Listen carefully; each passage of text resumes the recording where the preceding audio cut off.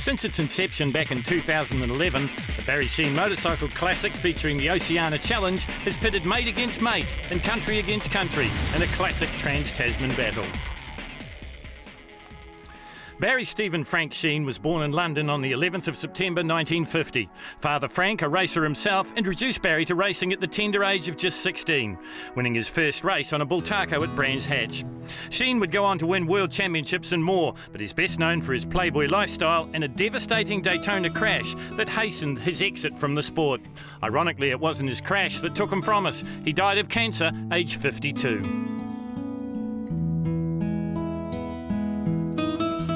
He was the people's rider, he was everyone's mate, and he certainly did the business on the track. Barry Sheen is a bit of a hero for everybody from the period.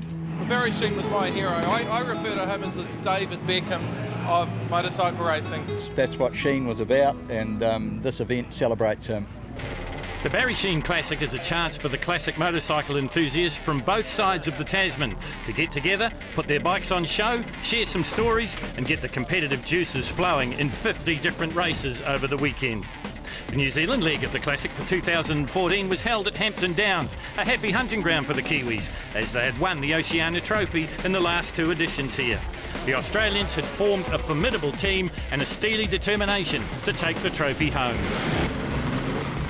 We live in enlightened times, and to prove it, the 2014 Barry Sheen Classic would shine the spotlight on women's racing, both rookies and veterans alike. The main draw card was English legend Maria Elvis Costello. We caught up with the personable Brit before the weekend. Welcome to New Zealand, your first time here? Thank you very much. Hey, it's great to be here, and I get to ride these beautiful things, so aren't I a lucky girl? She drew the attention from the New Zealand media from the moment she landed in the country. Being one of the fastest women on two wheels and an MBE recipient had taken her around the world. You know, I'm involved with the FIM Women's Commission, so it's really good to be here and be part of, you know, celebrating women in motorcycling. Until 2009, Maria held the record for the fastest female at the Isle of Man TT. She was also the first woman to podium at the Manx Grand Prix in 2005, where she finished third. Like so many, she was itching to get back. Oh, totally. Yeah, want to be back at the Isle of Man. What is it about that place? I've interviewed plenty of motorbike guys and girls. Everyone that's been there wants to go back. Yeah, it's hard to put into words, but when you get to ride for nearly 40 miles for just one lap, over 200 corners, on real roads, it's just great. There's not a word to explain it. They need to invent a word. Far from being able to compare to a 40-mile lap, the 2.8-kilometre circuit at Hampton Downs has its own challenges, especially for some of the Australian contingent and Maria Costello, both racing here for the first time. Brilliant sunshine on the Saturday meant big crowds and fantastic racing conditions for the 2014 Mike Perra Real Estate Barry Sheen Classic. It's as good as anywhere in the world. We've got beautiful blue skies, nice warm track, no wind, which is maybe unusual. The sun is out. It is lovely and blue and clear. It's a really, really good track, but it's pretty unforgiving if you have an issue. It looks like we're in for a fine weekend and lots of fun. While Saturday was fine and sunny, by the second day, Sunday, conditions had taken a turn for the worse. And about to take a turn for the worse, the post-classic sidecars. Keep your eye on rig number 29, the Aussie combination of Steve Bonney and Terry Gray on their Transpac Honda. Clipped here by the New Zealand combination of Basil Craig and Dave Dibben. This accident in turn number 1, lap 1, would bring out the red flags and the race was stopped. A small miscalculation and the resulting spin is about to be a whole lot more serious with the intervention of the New Zealand Triumph combination, straining trans-Tasman relationships just a little. On the resulting restart, the race developed into a two-horse race between two combos from Wanganui, the Norton of number 850 Rob Hood and Mark Thompson, and the brother and sister combo of Tracy Bryan and Brian Stent on the Triumph. These two swapped positions throughout the whole race, oblivious to the drama going on behind them, with another Wanganui combination of Rees and Rose in third.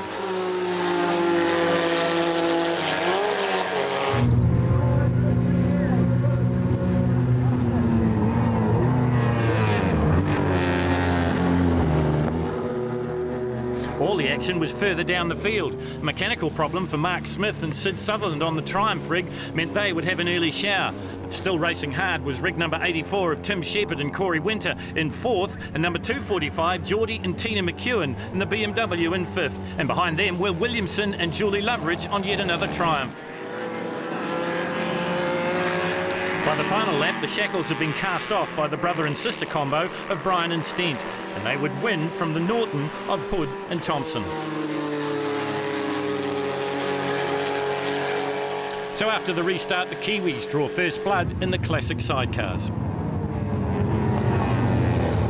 For the brother and sister combination of Tracy Bryan and Bryan Stent, celebrations had started already. So it is the brother and sister combination of Stent and Bryan that get the win in the classic sidecars from Hood and Thompson and Rees and Rose.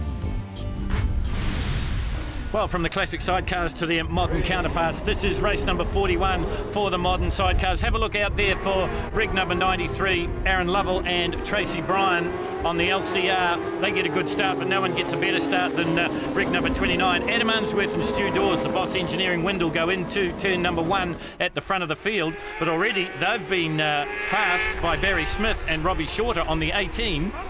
Then it's the Windle, then it's the LCR of Aaron Lovell and Tracy Bryant. So the first three trying to establish themselves. Behind them, Pete the Pirate Goodwin and Darren Prentice on the 111.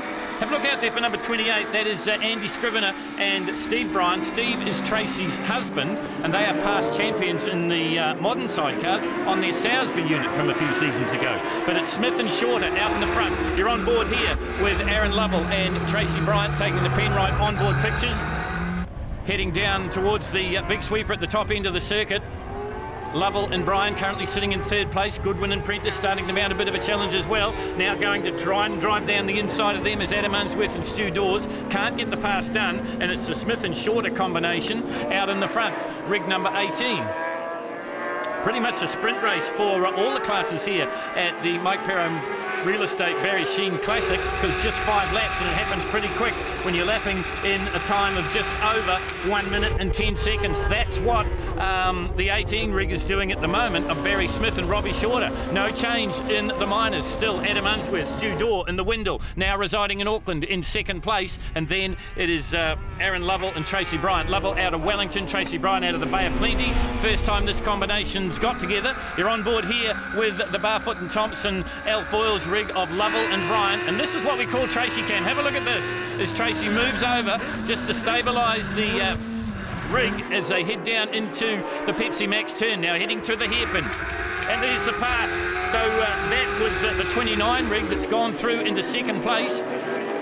So Adam Unsworth and Stu Daw resume the battle that these two have had right across the season here in New Zealand. Both of them didn't do the New Zealand Championships, but they were hard at it at the Wanganui Cemetery Circuit just about a year ago now. So Adam Unsworth, Stu Daw in the front.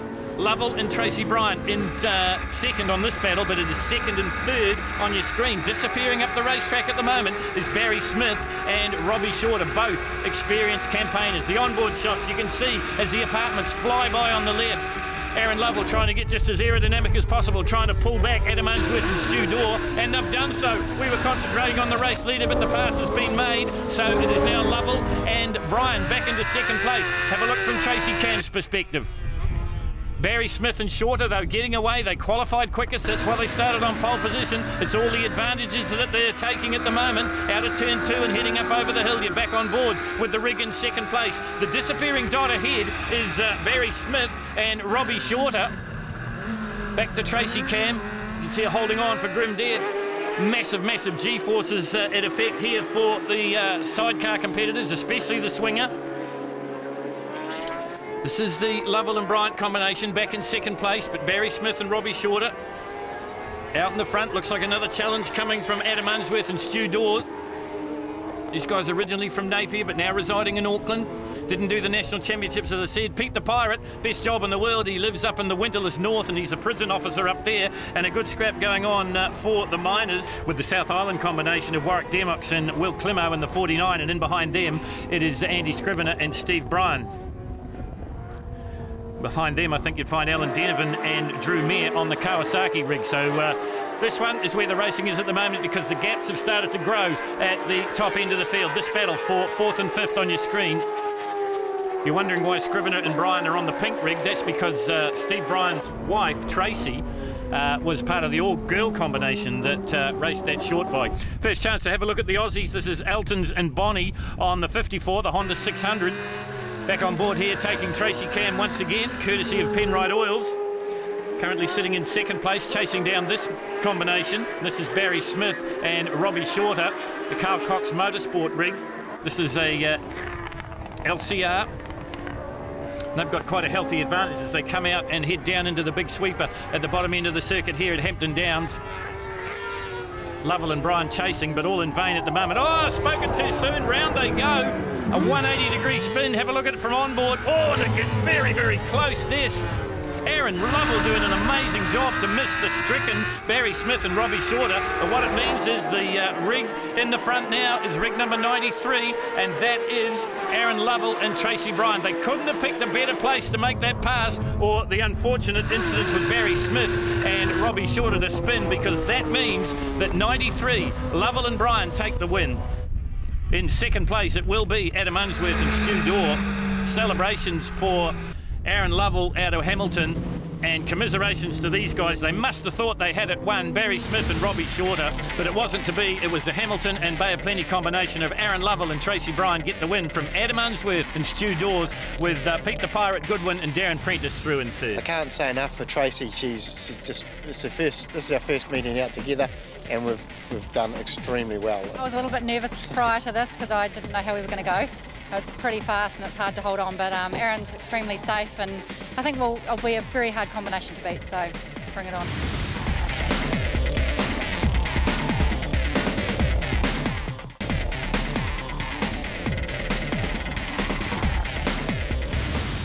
Just a spectator these days, but Motorcycling New Zealand Hall of Famer and racing legend and Huntley's favourite son, Ginger Malloy, was here with his bull tacos.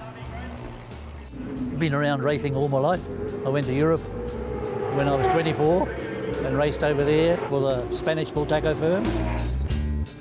From the early 60s to the end of 1970, Ginger was a standout on the very fast Spanish bull taco. You know, at their height, they made 25,000 motorcycles a year and had a workforce of 500 people. And they specialised in TSS race bikes, and over the racing period they made 650 for sale. So they're a very rare machine now. I got 7. Not only is Ginger Malloy a fantastic race engineer, he has an eye for a rider on the rise. That's why he invited Avalon Biddle to ride his bikes.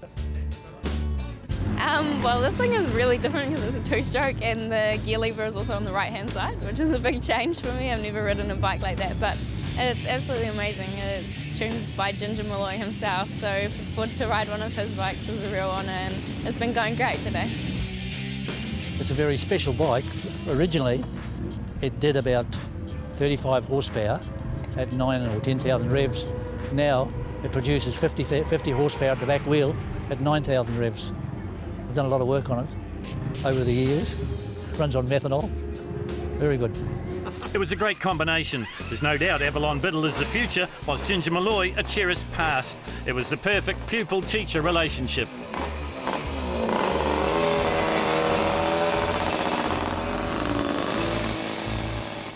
No, he's a really nice guy, really gentle, and kind of an idol of mine, so he's just given me more advice than anything else.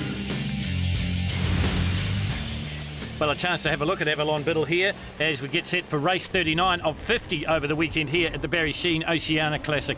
Away we go. Watch out too for number 405. That's Finn Harmon on a Benelli machine. Also getting away to a good start on another Benelli was Terry Pragnell. And watch too for Barry Jalaka on yet another bull taco machine. No doubt having been fine-fettled by one Ginger Malloy. So out of turn 2 and heading up the hill through 3 and 4 here at Hampton Downs, this 2.8 kilometre test, and it is Finn Harmon out on the front on the Benelli. Avalon Biddle just fighting out with Terry Pragnell on another Benelli for second and third. 24 going through there is Owen Armstrong on a Rudge TT replica out of Tauranga. So this group O2, C2, M2, PC2, V and PW. Doesn't matter what the initials may say, it is Finn Harmon out in the front. Down into the hairpin he comes. So Benelli's running 1 and 2, Avalon Biddle in third place. Avalon's just recently come back from her Italian base where she's been running for the Rumi team there. Moved through into second place, so she passes Terry Pragnell. So the order is Benelli. Well, Benelli again, because Pragnell dives down the inside as they work their way through the big sweeper at the top end of this 2.8 kilometre challenge that is Hampton Downs.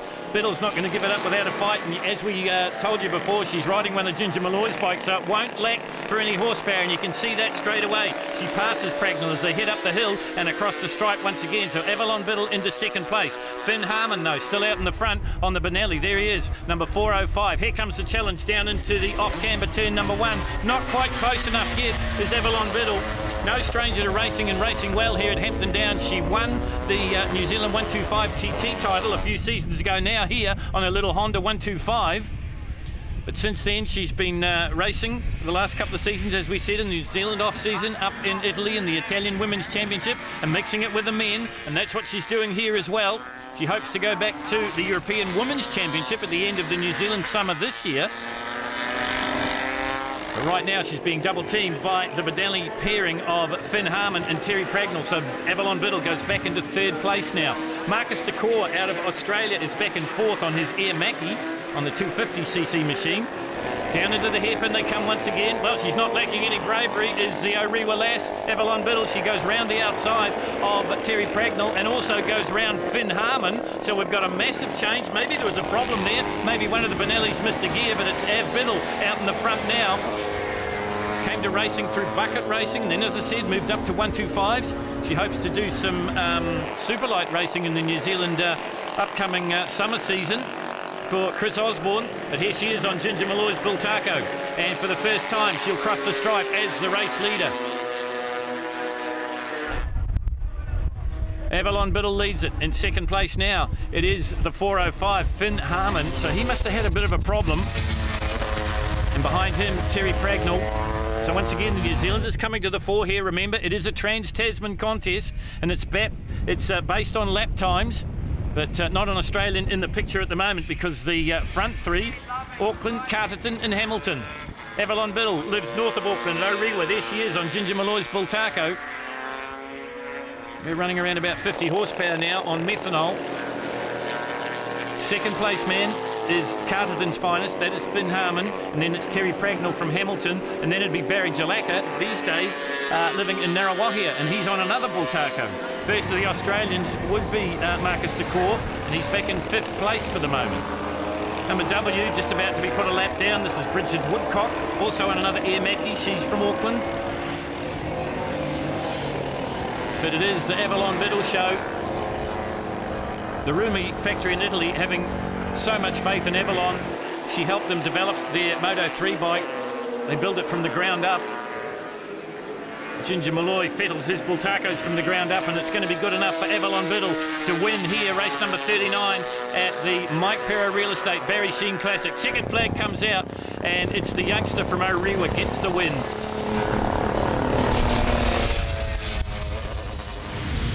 So official results tell us that Avalon Biddle too good for Finn Harmon and Terry Pragnell. Barry Jalaka through in fourth, and the first of the Aussies, Marcus Decor, and another Aussie in sixth.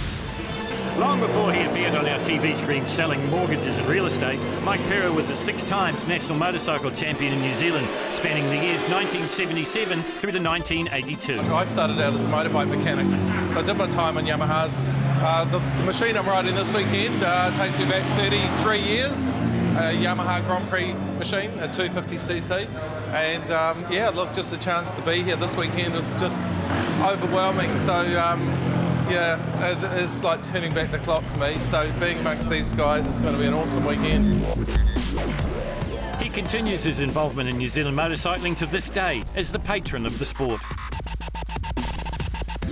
I competed actively in the 350-500 class where I won my championships back in the day in the 80s. This is better, but I'm obviously 30 years older, and my mid-50s is a little different to my late teens. But, you know, I just love the fact that you can get on a bike. I won't be fast. I'll make a point of that. I want to come home, want to bring the bike home, and just really here to join my colleagues and 250 other riders. Always good on Yamaha machines in his heyday, he rode a TZ Yamaha owned by good friend Rod Price. It was was a bike he was familiar with and felt safe on. Hey, the protective gear is so good now, and I must say I feel, quite safe. I was too scared to go skiing with my wife a few weeks ago. Thought that was too dangerous. So motorcycle racing is safe for me. The good news for Mike, a trouble-free run on the TZ and plenty of fun in the sun at Hampton Downs.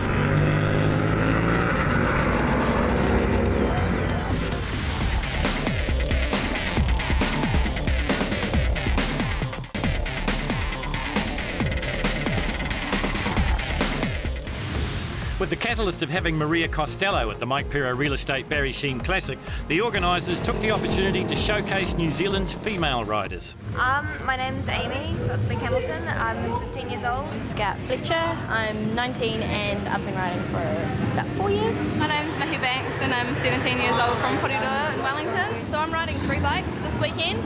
Riding a 1989 RS 125, a 1971 TD3, and this baby over here is a 1981 Yamaha TZ 400.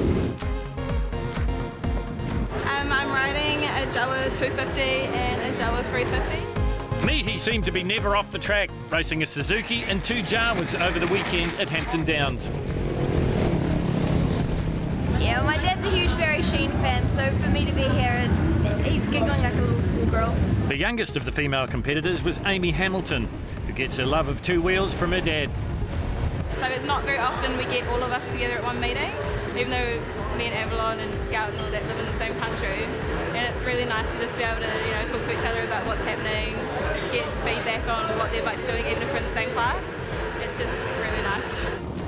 While Maria was swamped by supporters and fans alike, she was only too quick to give advice to the other female competitors. It's real good to see what she does, how she prepares for the day, like stretches, all that kind of stuff, and how she sets herself up mentally. She's really friendly and always up for a chat. I must admit I'm really in my element. Absolutely love classic racing, and I've actually spent probably 70% of my racing career has been with classic bikes. Flying the Australian flag but now living in Auckland was New Zealand Superbike regular Sophie Lovett.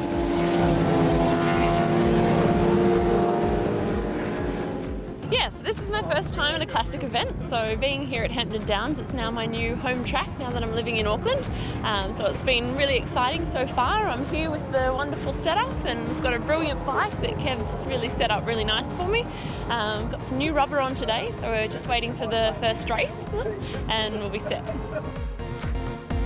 The bike which Sophie is driving is an 851 Corsa, so it's a true Italian race bike. The first question she asked is, does it have traction control?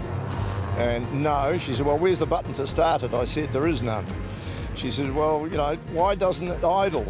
All these things that are quite normal for us are absolutely new to the younger generation coming through on the new bikes. I have heard that the bike has never been crashed, so it's a little bit daunting.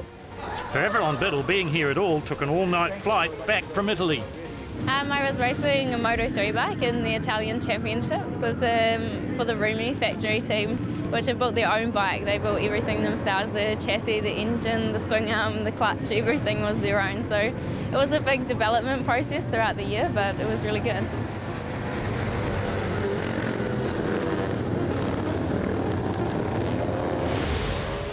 So this is race number 35, and this is for the faster of the post-classics. This is pre-89, junior and senior and Formula 3 combined. And watch for the flying Motor Guzzi of Vince Burrell out in the front. Once again, a varied mix of machines here, 2 and 4 strokes. You're on board here with Jason Holm. He's on the Honda VFR 400. But it's the Guzzi still in the front. Watch 2 for MC, that's Maria Costello. She's also on a VFR Honda. Number 79 goes down, and that is Matt Eggleton out of Rotorua, and that is not the best place to go down. And another one's gone down in Sympathy, and I've got a feeling that might be number 319. Yes, it is. Josh Jones on the ZXR Kawasaki from Napier. Have a look at it from the different angle now. It just looks like there might have been a little bit of contact with the Motor Guzzi, and I think there was. And Burrell's recovered, but unfortunately, Eagleton doesn't. And look at the traffic all around him. What a tribute to the riding skills. Have a look at from yet another angle there. You're watching the Kawasaki in the middle of the track. And then the other one goes down as well, and that is Josh Jones.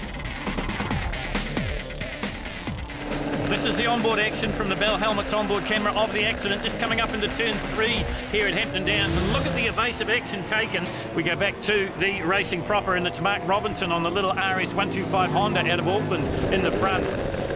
There is Jason Holm. He's through in second place. He's on the VFR Honda, the 4-stroke, remember, up against the 2-stroke. That's what classic racing's all about. They head up the hill here at Hampton Downs, this 2.8 kilometre circuit. And the Honda should have way too much for the like of Glenn Hindle and also Maria Costello. There's Scout Fletcher. She's on another little Honda 125, a Grand Prix bike. Number 50 going through there is Glenn Hindle from Australia on the 2-stroke Yamaha machine, just in behind Jason Holm at the moment. Race leader, though, continues to be the little 125, a giant killing performance coming from Mark Robinson on the GP bike. There is Holm. He carries our camera, remember. Here it's the Bell onboard pictures, trying to chase down the little 125. This is a very fast VFR 400 Honda, and have a look, he gets to around about 15,000 RPM before the red line. Third place for the moment, still Hindle out of Australia, and in behind him, look there for Maria Costello, sitting back in about 4th or 5th spot. Maria on yet another Honda VFR 400. Back on board with the man in first place now, because the long legs of the 4-stroke have paid, and it's put paid to Mark Robinson on the little RS125 2-stroke. So Honda 1 and 2 here in race number 35 of 50 at the Barry Sheen Motorcycle Classic here at Hampton Downs. Up the hill they come once again. The little Honda won't have an answer to that. LN, now that's Leanne Nelson. She's another one of the Australian contingent. And in behind her, bike number 72, and that's Greg Beatson from Drury. But into the front goes Jason Holm from Martin in the middle of the North Island here of New Zealand. And already he's put a fair bit of daylight between himself and the second place man, and that is Mark Robinson. Out of turn 2, up into 3, and up and over the top of the hill. This is where the action happened in the first lap with the Kawasaki pairings of Mark Eagleton and Josh Jones. No problems at all for the race leader. Maria Costello making her way into 4th place now, and in behind her, Craig Peebles from Hamilton. Behind Peebles, it'll be Rory Garvey on the Kawasaki from Auckland. That's a ZXR 400. This man has got it all his own way into the hairpin here at Hampton Downs for the last time. The old barrel 51 turn. About to put a lap on Amy Hamilton. That's her AH, one of our female competitors, the youngest competitor in the fields here for the weekend of the Barry Sheen Classic. And have a look at the speed difference. You're on board as Jason Holm goes past Amy Hamilton and also goes past John Comer and heads toward the checkered flag. He'll round up another one, I'm sure, before he sees the black and white checkered on board. And once again, have a look at the graphic speed difference. 14,500 RPM before he shifts and finds the checkered flag. Does Martin's Jason Holm on the VFR 400N. He wins it. In second place, it will be Mark Robinson, and that's the way the judges will see it as well. And in third, and a good finish for the Australian Glenn Hindle. 4th place goes to Maria Costello, and in 5th, it's Scout Fletcher on another Honda GP bike.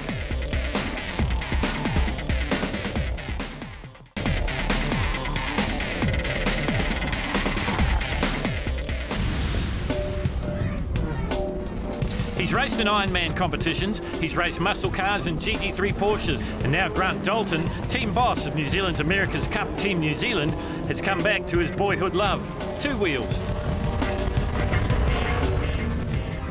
Yeah, this is a 1980 replica of the bike that Graham Crosby won in the Isle of Man on, and we're sorting it out still, and really the bike's not the issue, no matter what era. It's the guy that's holding on to the handlebars that's the issue. But Graham's involved with the bike, and I've got involved with him, and it's very cool because he was the guy that I had posters of on my wall in my bedroom when I was in school, you know. And now to be working with him in terms of him helping me to learn how to ride properly, and a bike that he was so successful on, or a replica of that bike, is I mean, that's amazing. It's a boyhood dream. One of only a handful at the Sheen Classic who had actually raced against Barry Sheen was Kiwi legend Graham Crosby. So I was in the UK racing a Kawasaki in '79, and Barry Sheen had a huge big fight with Suzuki, and they didn't renew his contract, and then they went looking for a replacement.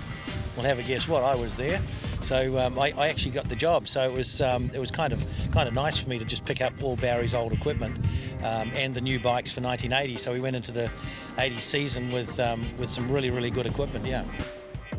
That Barry had moved to Yamaha, and he was always having these little digs about this New Zealand guy that had turned up. So we ended up with this great big sort of public spat going on, but really it was kind of like two journalists with their own newspapers having their own little columns having a go at each other. But it kept the public pretty much amused throughout that whole 2-year period, I guess. Barry and I off the racing scene actually had some pretty good interest. We both were involved in aircraft and helicopters and things like that. So from that aspect, the actual racing side, when you get together, we had this sort of thing where we'd talk about aeroplanes and not about racing. So it kind of worked, and the actual racing was held right till the time the flag dropped, and then we'd go out there and we'd race together. So there wasn't too much of that sort of banter, I suppose, about the motorcycles. If anyone had doubts about newly retired 9 times New Zealand Superbike champion Andrew Stroud's speed or race commitment, they were firmly squashed when, not for the first time over the weekend, the quietly spoken father of 10 faced the starter at the very rear of the field. Whilst post-classic standouts Jay Lawrence on his GSX 1100 Suzuki and Kawasaki fan Sean Donnelly from Wellington diced it out at the front of the field, the silver Macintosh Suzuki with Stroud on board was carving his way through.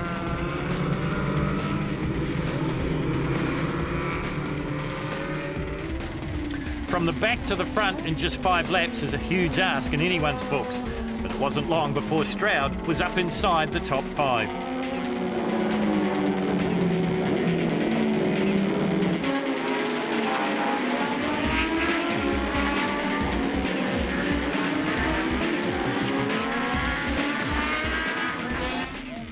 Passing Sean Donnelly's Kawasaki Z1000R saw ex-Britain rider Stroud into 3rd, now lapping 2.5 seconds quicker than anyone else.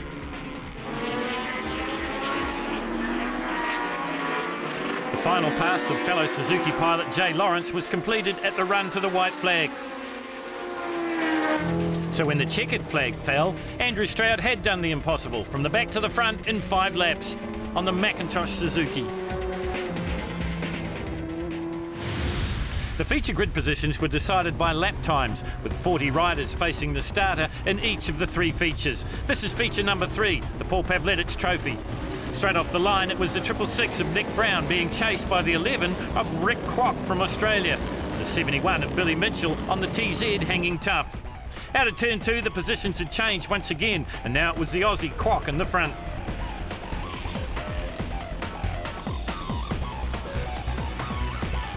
The huge field of varying bikes would change positions again and again, but by mid-distance, the threat, in the form of Will Cooney on the Moriwaki Kawasaki GPZ, had materialised. Cooney on the 24 was looking to get to the front of the field. Going with him from Tikawata was David Hall on the Norton.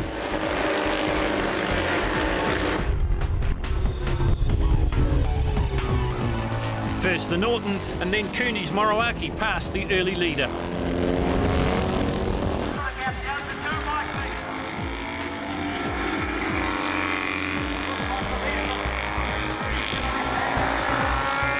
The Norton Dominator was no match for the big Kawasaki, and as the last lap board came out, it was Cooney on the front.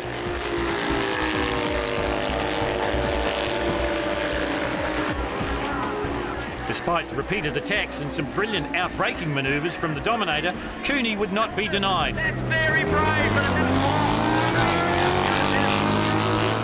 He would go on to take the win and his great mate's trophy.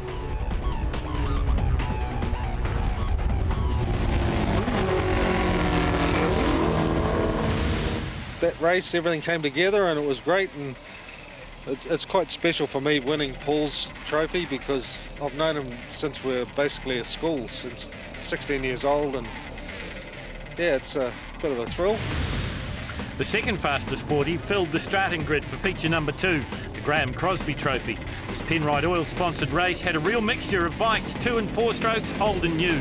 And as they sorted themselves out in the early going, it was Stephen Gregg on the pre-89 F2 Honda. Phil Clark on the big Suzuki chased hard, and then one of two Moto Guzzies that he had ridden over the weekend, Vince Burrell on the number 203.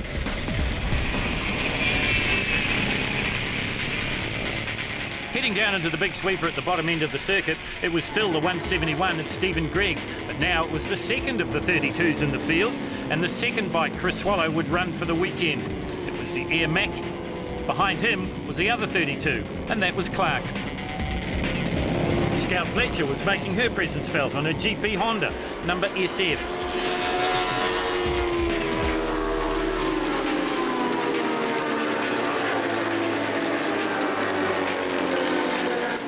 The battle at the front had closed up, with Swallow closing up the ground under brakes on Gregg.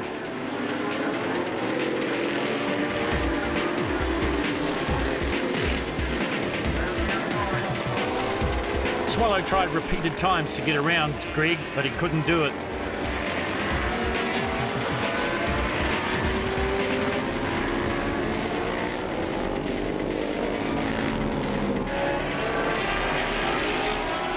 And in the run to the flag, the F2 Honda had too much for the Air Mackie, with Swallow settling for second place. The Graham Crosby Trophy would fall to Stephen Gregg.